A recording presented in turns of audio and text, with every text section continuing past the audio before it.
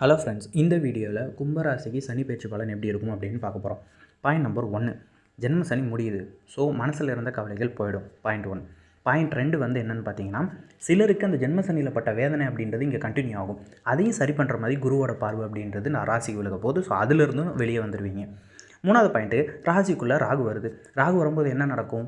சனி அளவுக்கு பிரச்சனை அப்படின்றது இருக்காது. 50% தான். என்ன, ஏதாவது விஷயத்தில் ஒரு பேராசைப்படுவோம், செஞ்சே தீருவேன்னு சொல்லி இறங்குவோம். ஸோ அதில் சில ஏமாற்றத்தை நம்ம சந்திக்க வாய்ப்பு இருக்குது. அதையும் குருவோட பார்வை தடுத்துரும்.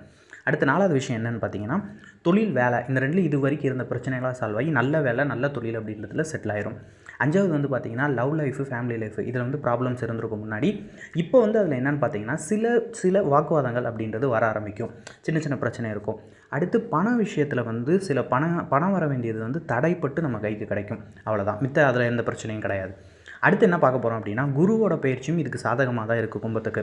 ஏன்னா 5ஆம் இடத்துல குரு இருக்கிறனால அதிர்ஷ்டம் அப்படின்றது முழுக்க முழுக்க கை கொடுக்கும். ஸோ கும்பத்துக்கு இந்த சனி பயிற்சி நல்லதையே தான் பண்ணும். ஸோ